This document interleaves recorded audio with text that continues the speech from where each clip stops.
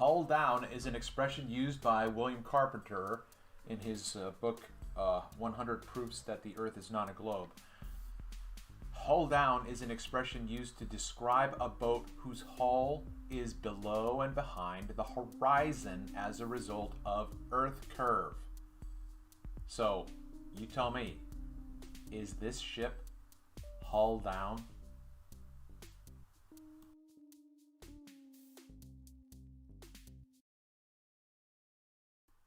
All right, so we've got the control deck, right? Or I'm sorry, this is not 100%. This is the barge, and then the tugboats be here. So this is the deck, the captain's deck of the tugboat, and then this is not a 100% physical image. This is not physical image down. I mean, this is not the physical boat down here. This boat stops right here, right where this line is. You see now, if we go back, okay, you see right here, this boat is farther away from us right now because we don't even have the development of the top of the barge. We do here, and it starts, and then down here. Okay, but now we come closer. Okay, now it's closer, and so now we get more of the more of the top of the barge. Okay, but listen, this is what's crazy. I get this. I get this. The entire barge is right here. This image right here, right? If we go over here to the right, here's the landscape. Now, I'm going to tell you this. I have inferior mirages of this landscape where you have the top of the tree line mirrored down here. That's how severe the mirage is.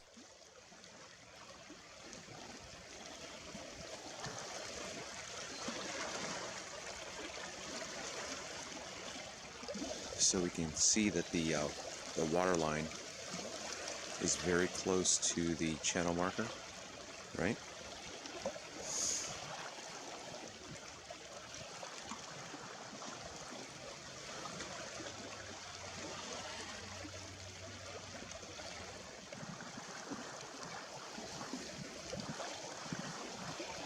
It's very cold, and yet look at all of the heat index. Is what I'm calling it. Just the waviness of the atmosphere. I mean, ether. Right? The intensity of this mirage is so severe that it is dropping the landscape back into the mirage so that a lot of the sky is mirrored as well. So that's the point of this sweeping demonstration.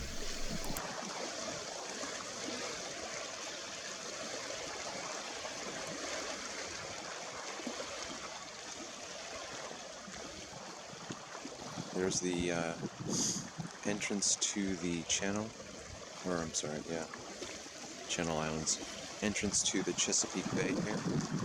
It's the mouth of the Chesapeake here. This is 12 miles away.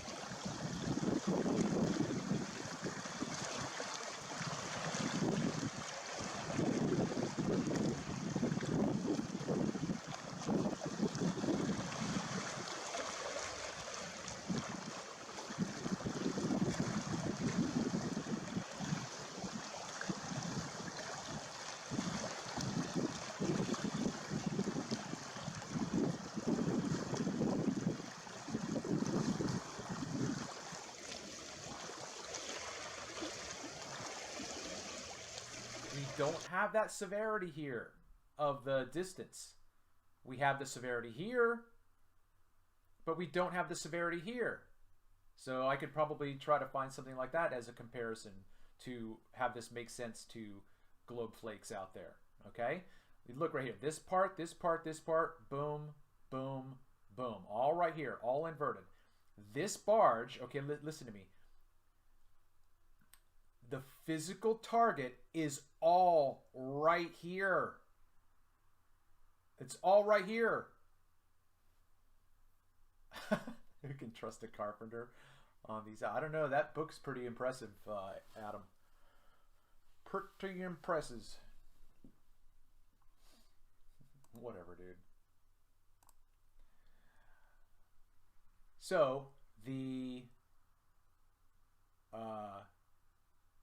physical land is right here. Okay, if you look from the top all the way down to the bottom of the water, and you think that this down here is the physical land in the distance, you are incorrect. Incorrect. This is not physical right here. Now, here's the boat, here's the barge, here's the barge. What is this reality right here for you? What is this reality right here for you? That is not the physical land in the distance. That is the mirage of this right here. Right here where my mouse is right here. The mirage, therefore, is creating the limit to this water. Why does the water end right here? Globe flakes say curvature. Physics, optics, refraction physics says no, this water is limited only by the mirage. Okay?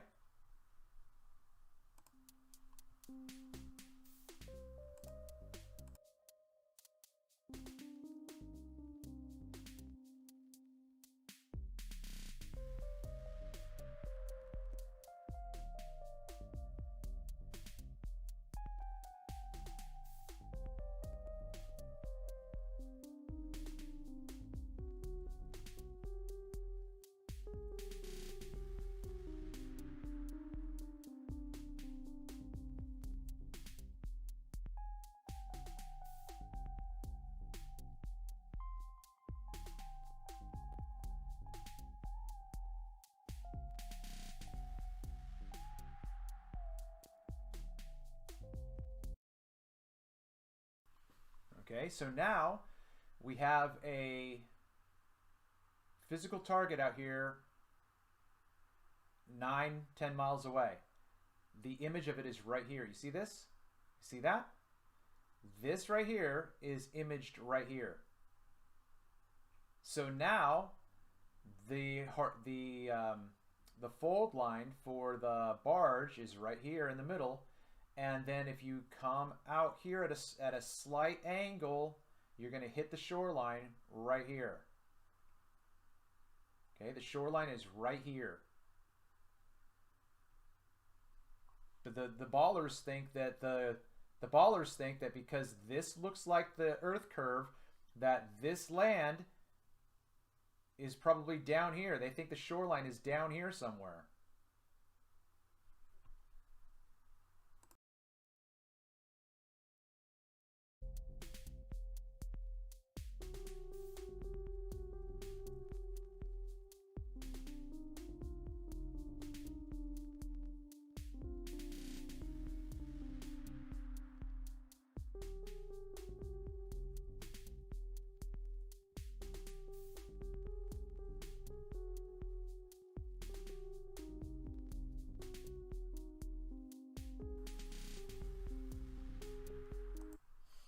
So what I could do right now is show you images. You know, these two trees are fantastic landmarks, right? Not only that, but this cape here and this cape here. But, you know, I've got a full exposure. You can see the pasture over here. Whatever this is, like if this is a farm, you can see the pasture here. So in a different condition, with no mirage but refraction, this is going to be dropped into the distance and you can see the water all the way to the shoreline. Now, you cannot see the shoreline with your naked eye, even with my mighty P900, because the mighty P900 can only see what the eye can see, and it's going to see an apparent, like up here, right? It's going to see the water go, and it's going to see the water stop up here. And it's going to see the land and the land and the water appear to meet, which they do, but the limitations of optics is going to eliminate any definition, right? You would have to have someone on the shoreline flashing you with a laser or a mirror to demonstrate what I'm saying. Otherwise, you wouldn't have any, like if there were a dog on that shoreline, it would be too small. You wouldn't be able to see it, right? But you could do with a mirror flash. Okay. I agree, Nora. Absolutely, I agree. I absolutely love this. Absolutely love this. Okay, so now here we go. So now we've got these. This is the shoreline here. This right here is the shoreline. If Nora was here fishing for catfish, you wouldn't see her. But that's the shoreline. You've got an inverted mirage right here, diffraction, all the limitations, all that shenanigans right there. Okay?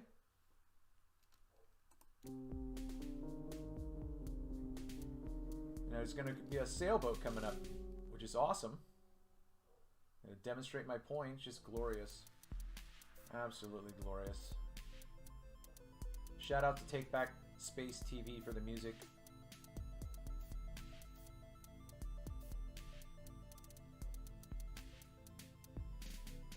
All right, here's the sailboat, right? Sailboat.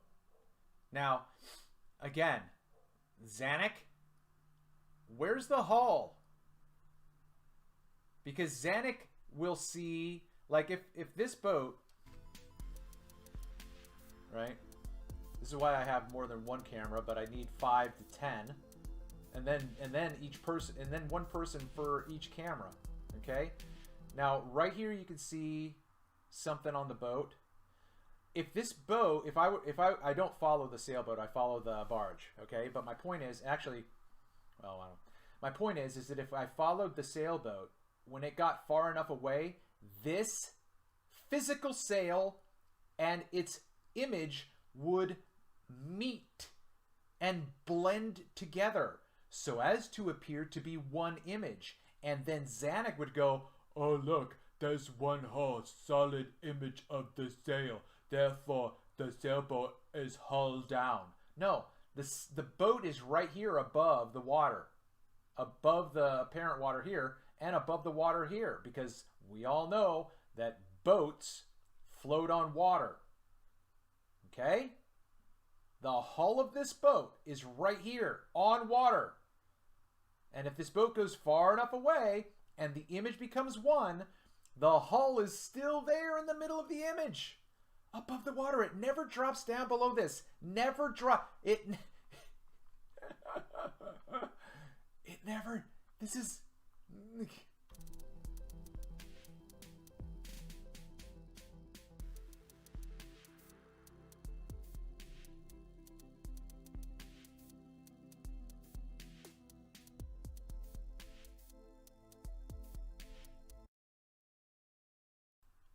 So Nora, just because you mentioned painting, we're gonna see my Monet shot. I don't know if you've seen my Monet shot before. It's right here. Okay, now I'm just pausing this right now. I'm gonna go through. Okay, I take photos of this all the time, and I have some amazing captures of this in the fall, in the spring. I call this my Monet shot because it just looks like a watercolor. Oh, just beautiful. So now we've got this sailboat now. Okay, now this sailboat is now just crossed the band. Here's the hull. Here's the hull, everybody. And as it goes into the distance, the hull is never going to drop down here. Never going to drop down here.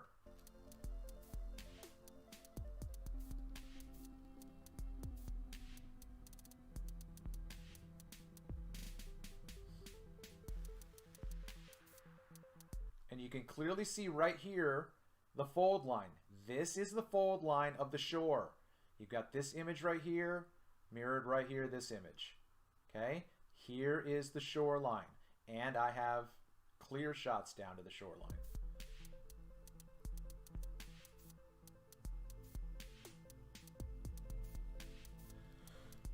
what I'm noticing is that the above ground is longer in proportion. Yeah, yeah.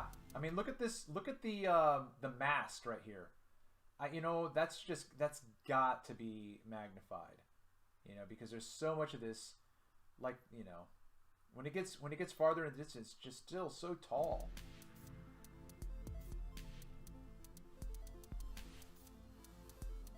Okay, so now as this boat continues to go out, the mirage is growing.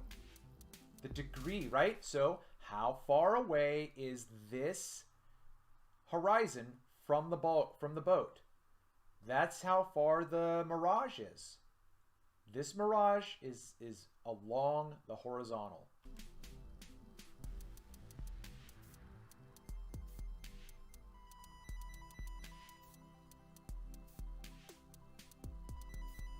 Right, you've got the stern right here being miraged.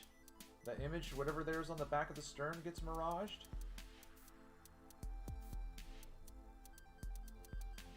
So again, if I was able to follow this sailboat, the last thing we would see is, okay, this is the, oh man, this is the thing, right? So look, if you can envision this, if this boat went farther into the distance and the boat disappeared, all you would see is one straight line all the way down to the water.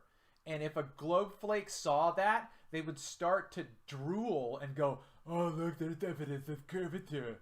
Evidence of curvature, because look, that's the mast. I know that's a mast of a sailboat. And look, there's no boat. The mast just goes all the way down to the water. So, I mean, these guys, I mean, look, it's right. It's just...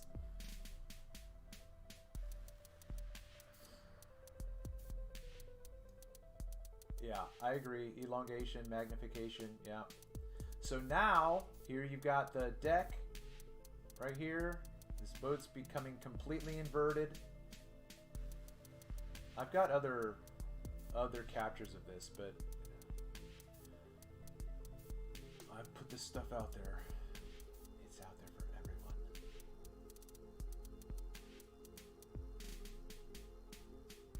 This boat is never going to go below the horizon here.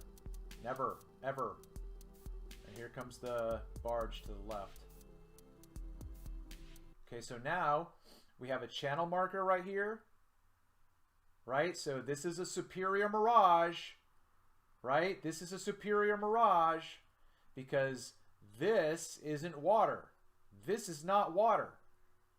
Okay, at some point, everybody, at some point, the globe flake actually thinks that this is all below this water. Look, this is not water right here. So this must be, you know, like a mirage, and everything is below, being brought up, superior miraged.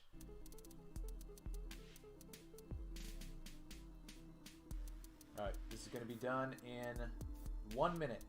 Guys, thanks so much for hanging out. You can see the fold line on the barge dancing where the water, here, there you got that channel marker right there. Okay? All of these boats, there's 3 boats here. They are all horizontal to each other. And to me, if I put my feet in the water, my feet would be on the same horizontal plane as these boats. And this marker, and this marker, and the shoreline out in the background.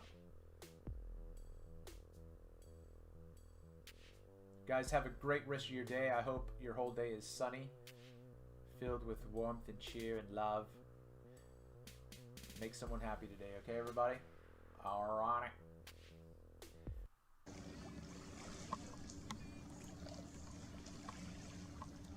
Okay, so the Southern Cross is... Oh my gosh. The Southern Cross is just going into the band, okay? So if you remember in the earlier part of the video when I showed Adam's truck on the road, I showed that the road had a grade that was above the refraction, which is why you could see the image of the road in the mirage. Okay, so right here you see this little ripple. Okay, this ripple is physical water. and it breaks the band. That's what it gets at a higher angle, and then when you can't see it, right? Boop, gone. But now you've got one over here, and you've got one over here, and you've got this one right here. This one is closer to you. How do you know? Because there's no mirage. This is just all physical water. Now here you've got physical water, mirage, physical water. Boop. It's high enough to break the band. Okay?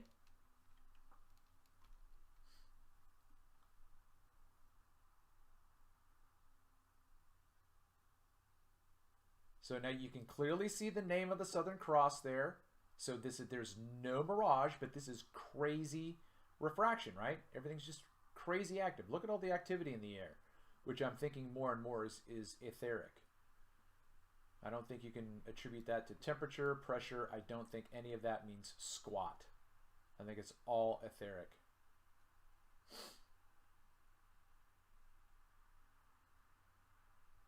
I'm going to speed this up a little bit.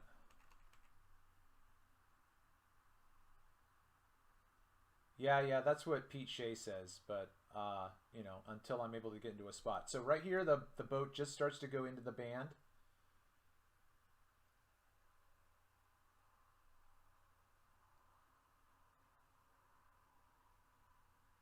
All right, so now along the way here, like you've got splashes from the prop wash.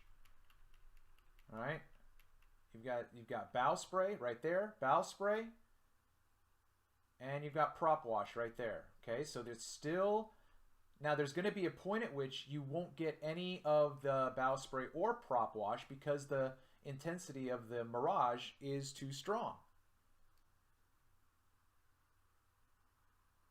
So now there goes the Southern Cross